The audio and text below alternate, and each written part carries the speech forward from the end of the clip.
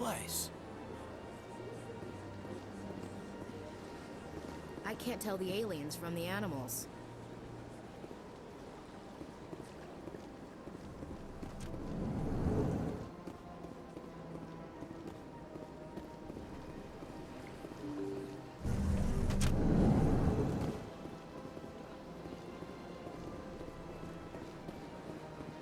Welcome to the Presidium.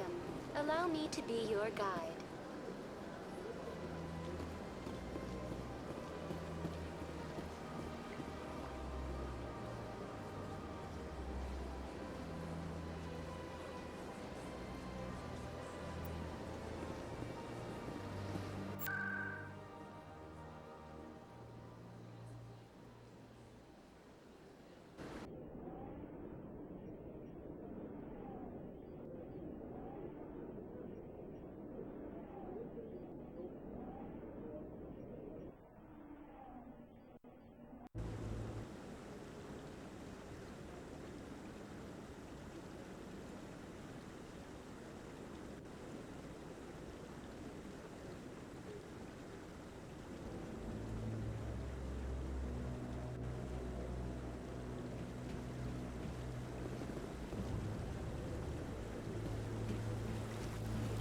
Saren's hiding something. Give me more time. Stall them. Stall the Council? Don't be ridiculous. Your investigation is over, Garrus.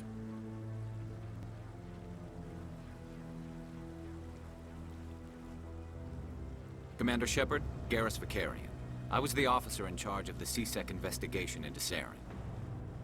Who were you just talking to?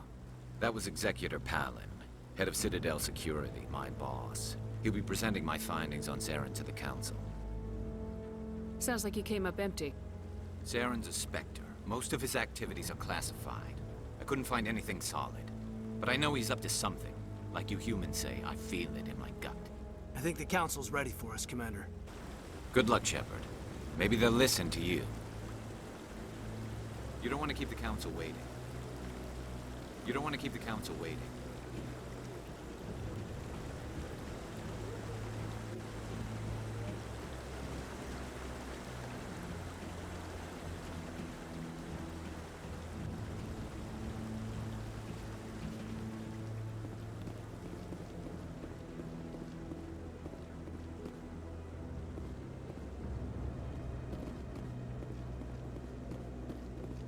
Don't be ridiculous. The Volus won't be joining the Council for years. I'm not so sure. The humans are making a strong push, and you can bet the Volus will be right on their coattails if they succeed. Allowing the humans to join us is a sound strategic move. But the Volus? No. The Hanna are likely to be next, then the Elcor. You may be right, though the Hanar need to lighten up a bit first. You just don't like them because you have trouble understanding them.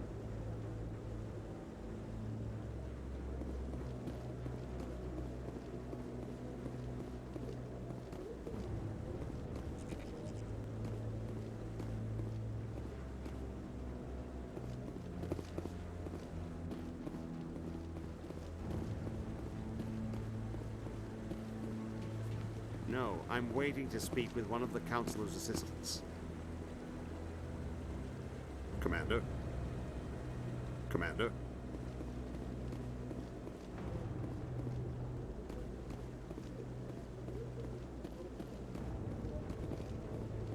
The hearing's already started. Come on.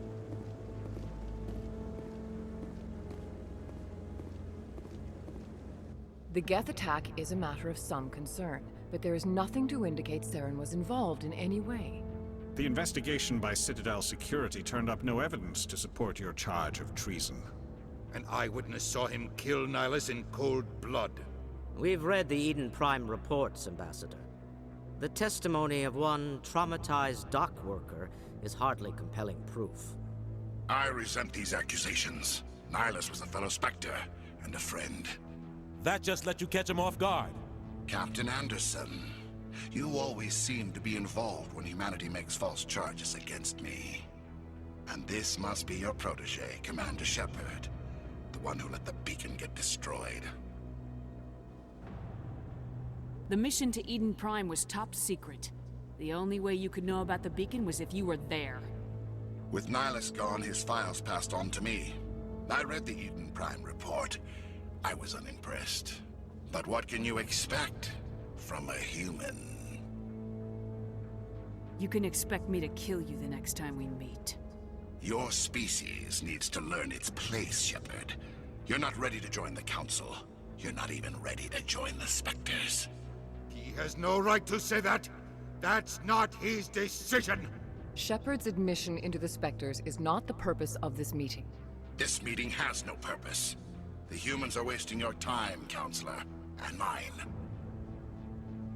You can't hide behind the Council forever. There is still one outstanding issue. Commander Shepard's vision.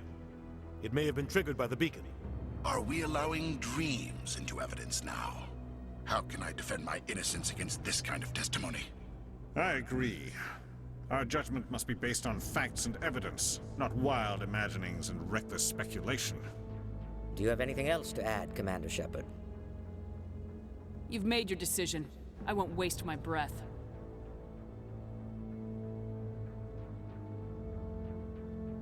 The Council has found no evidence of any connection between Saren and the Geth. Ambassador, your petition to have him disbarred from the Spectres is denied. I'm glad to see justice was served. This meeting is adjourned.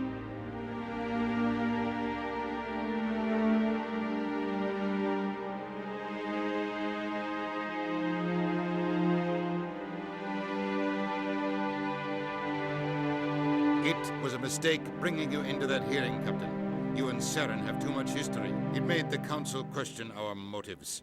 I know Saren. He's working with the Geth for one reason. To exterminate the entire human race. Every colony we have is at risk. Every world we control is in danger. Even Earth isn't safe. Tell me about this history between you and Saren. I worked with him on a mission a long time ago. Things went bad. Real bad. We shouldn't talk about this here. But I know what he's like. And he has to be stopped. What's our next step? As a Spectre, he's virtually untouchable. We need to find some way to expose him. What about Garrus, that CSEC investigator? We saw him arguing with the Executor. That's right. He was asking for more time to finish his report. Seems like he was close to finding something on Saren. He's a Turian. I don't want him on our side. Not all Turians are like Saren. If he can help, we need to find him. I have a contact in CSEC who can help us track Garrus down. His name is Harkin. Forget it. They suspended Harkin last month, drinking on the job. I won't waste my time with that loser. You won't have to. I don't want the Council using your past history with Saren as an excuse to ignore anything we turn up. Shepard will handle this. You can't just cut Captain Anderson out of this investigation. The Ambassador's right. I need to step aside. I need to take care of some business. Captain, meet me in my office later. Harkin's probably getting drunk at Cora's Den. It's a dingy little club in the lower section of the wards. Maybe there's another way to find evidence against Saren. You should talk to Barla Vaughn over in the financial district. Rumor has it he's an agent for the Shadow Broker. The Shadow Broker? An information dealer. Buys and sells secrets to the highest bidder. I've heard Barla Vaughn's one of the top representatives. He might know something about Saren, but his information won't come cheap. Our ambassador doesn't seem to get along with the Council. He's just frustrated. The Council's always preaching that we need to be part of the galactic community. But for them, it's a one-way street. They want us to expand and settle unstable regions like the Skillian Verge and the Attican Traverse. But when we run into trouble, they don't want to help us out. Everyone knows it's only a matter of time until we get a seat on the Council. The Ambassador just thinks it should happen sooner rather than later. And I agree. Who cares if we get a seat on the Council? What's the big deal? If the Council passes a ruling on an interstellar matter, we have to follow it. We don't have the fleets or political allies to defy them. Once we get a seat on the Council, we'll be able to influence those rulings, protect our own interests. No more jumping through hoops whenever we want something. Take this mess we're in now. If humanity had a seat on the Council, we'd just send the Citadel fleet out to take care of Saren and his Geth. Problem solved. You don't think much of Harkin. The guy joined CSEC about 20 years ago. He's been an embarrassment to our species ever since. Roughing up suspects in custody, bribery accusations, alcohol and drug use. The embassy used to step in when he got in trouble. But I guess enough was enough. I thought this embassy was supposed to help humans. Harkin may be human, but he's also an ass. He's had more than his share of chances. If the embassy wasn't protecting him, he would have been fired 15 years ago. CSEC is better off without him. I want to know more about the Spectres. They're not your typical government agency. They tend to work alone, behind the scenes. They take care of problems the Council can't. It's not easy preserving peace across an entire galaxy. The Council prefers to use diplomacy and negotiation. But sometimes more extreme measures are needed. How do they decide who becomes a Spectre? You can't just apply to join. There's no training program. Spectres aren't made. They're born. The Council's always looking for exceptional individuals. People who can get the job done, like you. They've been watching you for years. They see something in you. They want you on their side. Nihilus was supposed to give them a final recommendation, but with him gone, things are still up in the air. What's their command structure like? There is no command structure. Each Spectre answers directly to the Council. Sometimes they're sent on specific missions. Other times, they act on their own. They tend to operate outside the law, do whatever it takes to accomplish their goals. The Council just turns a blind eye. Spectres have a lot of power, Shepard. They sound like shadow operatives. Everything about them is classified. We don't even know how many there are. The latest Alliance estimate puts their numbers under 100. But the Council couldn't do its job without them. They're the Citadel's top agents, the last line of defense, the final option before open war. The entire galaxy respects and fears them. If a Spectre shows up, you know something big is about to happen. What happens when a Spectre goes rogue, like Saren? It doesn't happen often. The Council is careful when they select their candidates. But when something does go wrong, there's usually only one solution. Send another Spectre to bring the rogue agent down. Tell me more about the Shadow Broker. He's a necessary evil of galactic politics. Buying and selling information is a part of the game, and the Shadow Broker just happens to be the best player on the field. Always sells to the highest bidder. Doesn't get involved in politics, doesn't pick sides. A simple system, but it works. He's not a threat to anyone, not directly. He's just a resource we can use, or she is. Or maybe they are. Nobody really knows. Tell me about Bar Lavan. He specializes in moving large sums of money without leaving a paper trail. A financial genius, doesn't do anything illegal, but he knows all the loopholes. He's got an impressive client list. Ambassadors, diplomats, Spectres. That's probably why the Shadow Broker uses him. You and Saren have a history. What happened? About 20 years ago, I was part of a mission in the Skillian Verge. I was working with Saren to find and remove a known terrorist threat. Saren eliminated his target, but a lot of people died along the way, innocent people. And the official records just covered it all up. But I saw how he operates. No conscience, no hesitation. He'd kill 1,000 innocent civilians to end a war without a second thought. Sometimes 1,000 people must die so 1,000,000 can live. But only if there's no other way. Saren doesn't even look for another option. He's twisted, broken. He likes the violence, the killing. And he knows how to cover his tracks. I should go. Good luck, Shepard. I'll be over in the ambassador's office if you need anything else.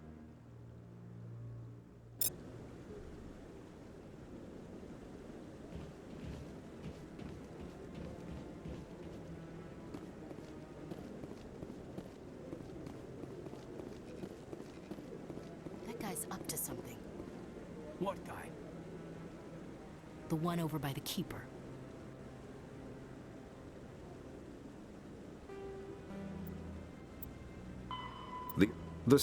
The Asari were the first species to discover the Citadel. When the Solarians arrived, it was the Asari who proposed the establishment of the Citadel Council to maintain peace throughout the galaxy. Since then, the Asari have served as the mediators and centrists of the Council. An all-female race, the Asari reproduce through a form of parthenogenesis. They can attune their nervous system to that of another individual of any gender and of any species to reproduce. This capability has led to the unseemly and inaccurate rumors about Asari promiscuity. Asari can live for over 1,000 years, passing through 3 stages of life. In the maiden stage, they wander restlessly, seeking new knowledge and experience. When the matron stage begins, they meld with interesting partners to produce their offspring. This ends when they reach the matriarch stage, where they assume the roles of leaders and counselors. The second species to join the Citadel, the Salarians, are warm-blooded amphibians with a hyperactive metabolism. Salarians think fast, talk fast, and move fast. To Salarians, other species seem sluggish and dull-witted. Unfortunately, their metabolic speed leaves them with a relatively short lifespan. Salarians over the age of 40 are a rarity. The Salarians were responsible for advancing the development of the primitive Krogan species to use as soldiers during the Rachni Wars. They were also behind the creation of the genophage bioweapon the Turians used to quell the Krogan rebellions several centuries later. Salarians are known for their observational capability and non-linear thinking. This manifests as an aptitude for research and espionage. They are constantly experimenting and inventing, and it is generally accepted that they always know more than they are letting on.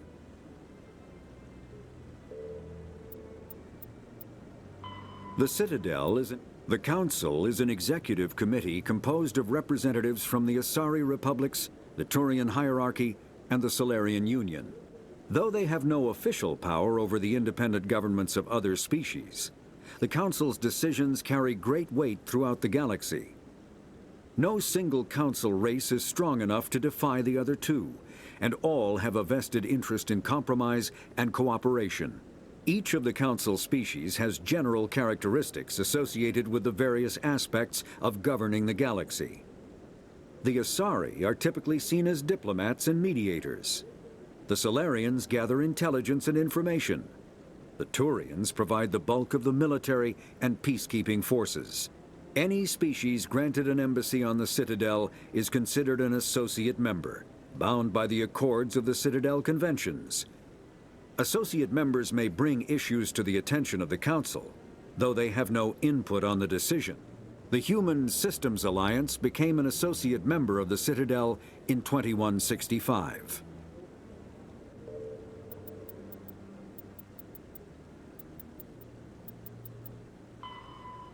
The Citadel is an ancient deep space station. Spectres are agents.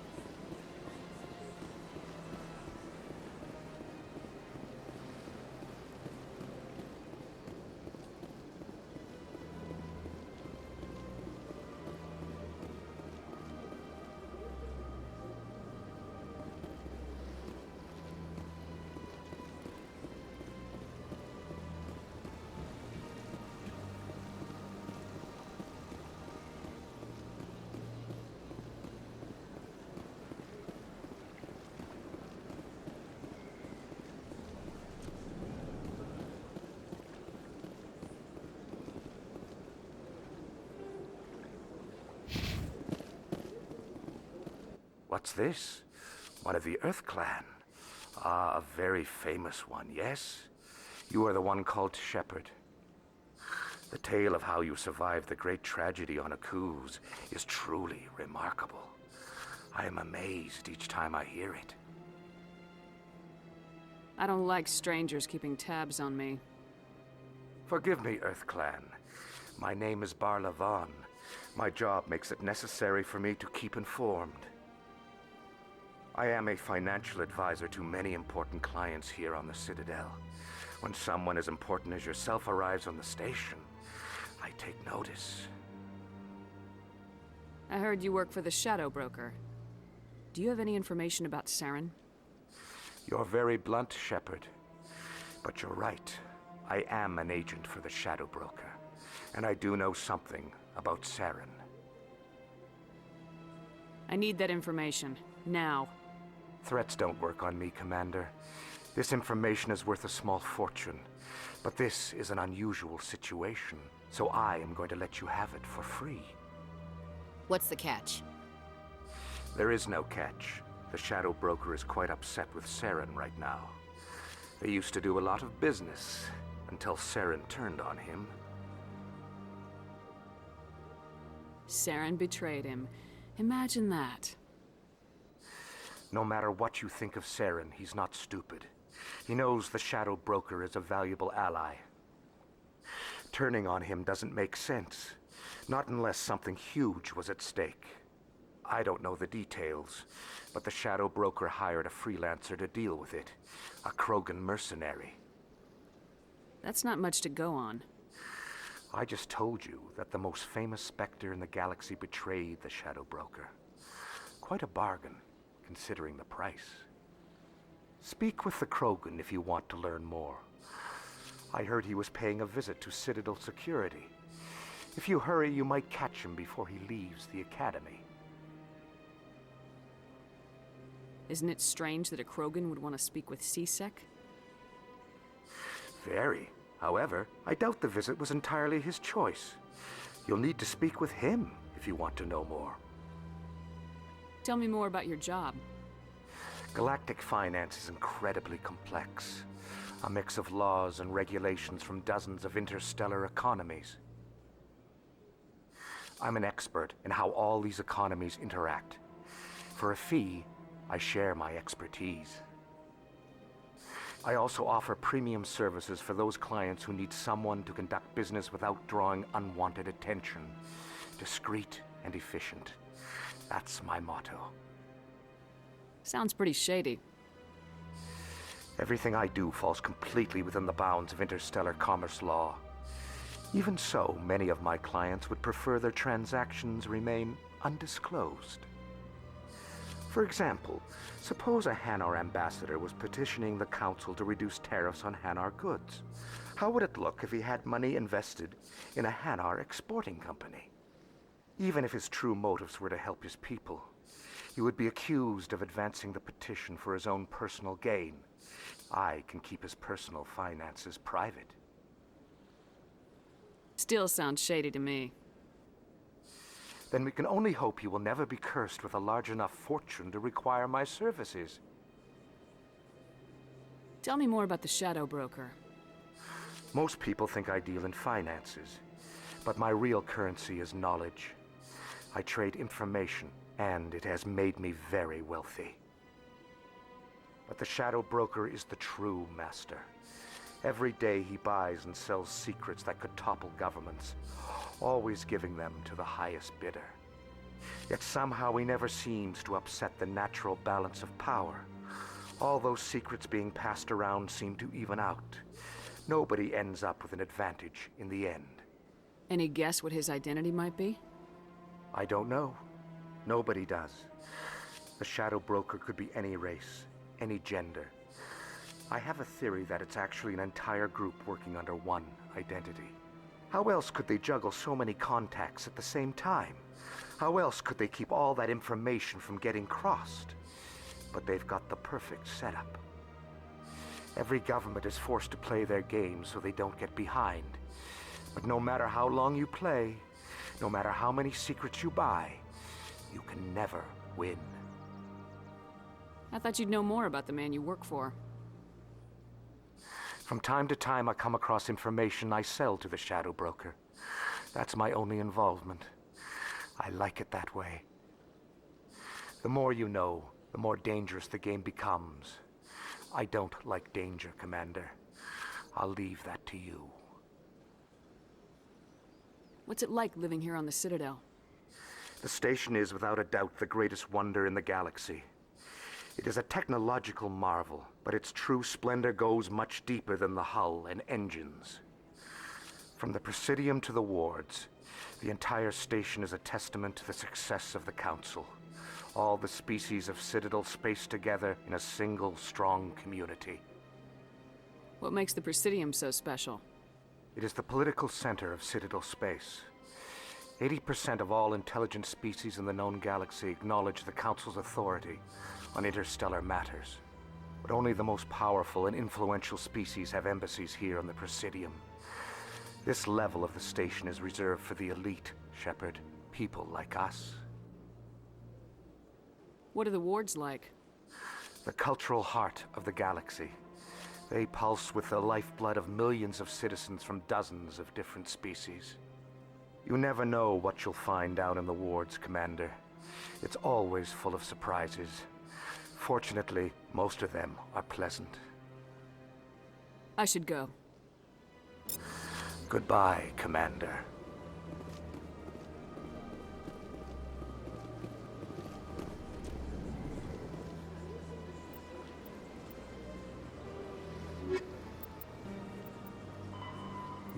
The Krogan evolved in a hostile and vicious environment.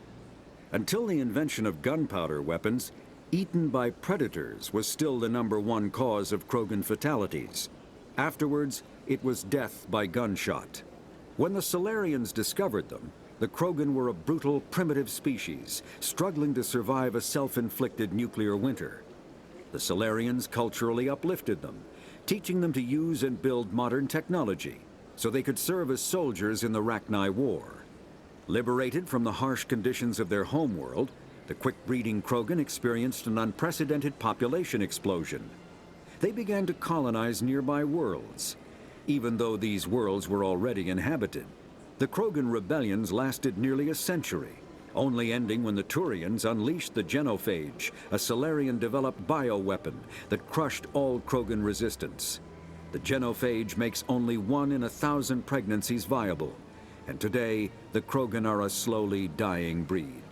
Understandably, the Krogan harbor a grudge against all other species, especially the Turians.